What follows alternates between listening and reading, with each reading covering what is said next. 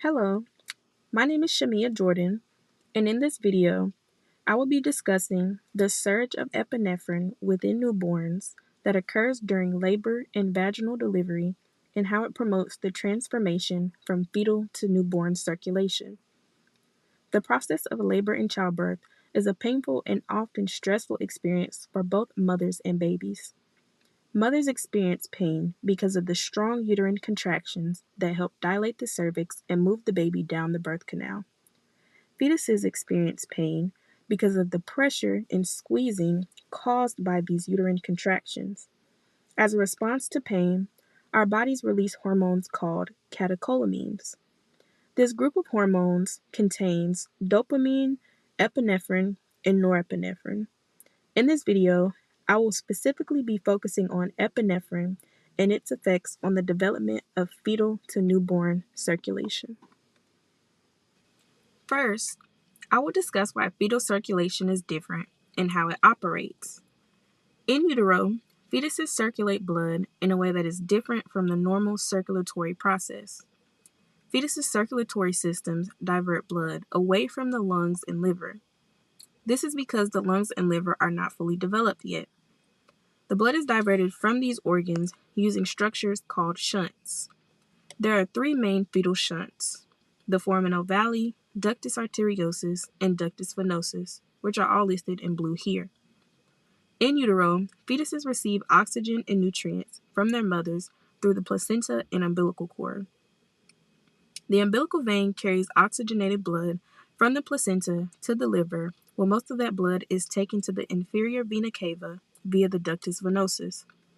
The small amount of blood that is not taken from the liver is used to supply the developing organ with the oxygen and nutrients it needs. From the inferior vena cava, the blood enters the right atrium and is immediately taken to the left atrium. This transfer is made possible by the fetal opening between the left and right atrium, called the foramen ovale. Once blood leaves the left atrium, it passes into the left ventricle and then the aorta. From the aorta, blood is sent to the heart itself, the brain, and the arms of the developing fetus.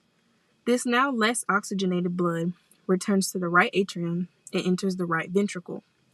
From the right ventricle, this blood goes into the pulmonary artery, where most of it is diverted away from the lungs and into the aorta via the ductus arteriosus.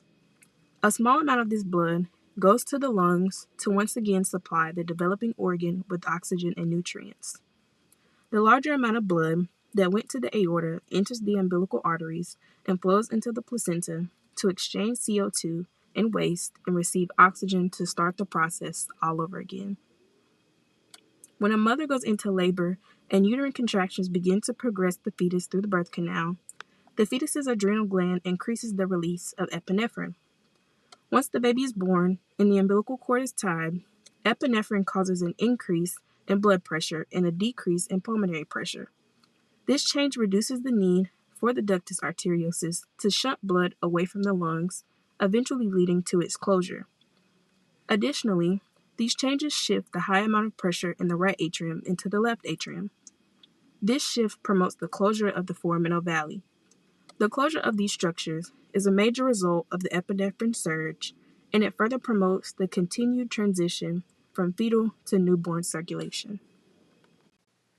Now, I will discuss how the neonate or newborn circulatory system operates. Newborn or neonate circulation behaves the same as a normal, fully functioning adult circulation. Blood flow through a normal or neonate circulatory system is as follows. Deoxygenated blood from the upper body enters the right atrium through the superior vena cava, and deoxygenated blood from the lower body enters the right atrium via the inferior vena cava. This blood then goes to the right ventricle and is pumped to the lungs via the pulmonary artery. The blood will then become oxygenated and return to the left atrium via the pulmonary veins. From the left atrium, the blood will go to the left ventricle, then the aorta, and to the rest of the body to deliver the needed oxygen and nutrients. The process of a newborn's circulatory system fully transforming into the normal circulatory pathway is a remarkable transformation that can take up to a few weeks for the newborn to complete. This is because those fetal shunts are gradually closing over time, and the organs needed for circulation are in the process of becoming more mature. Taking all this information into account, we realize just how important the epinephrine surge is that occurs during vaginal childbirth. To conclude this video, I would like to ask you, what do you think the downsides would be of a cesarean section? Do you think this would cause any issues for the newborn's developing circulatory system? Do you think there would be an increase or decrease in epinephrine? If so, why? And how do you think these issues could be treated? Thank you for watching and have a blessed day.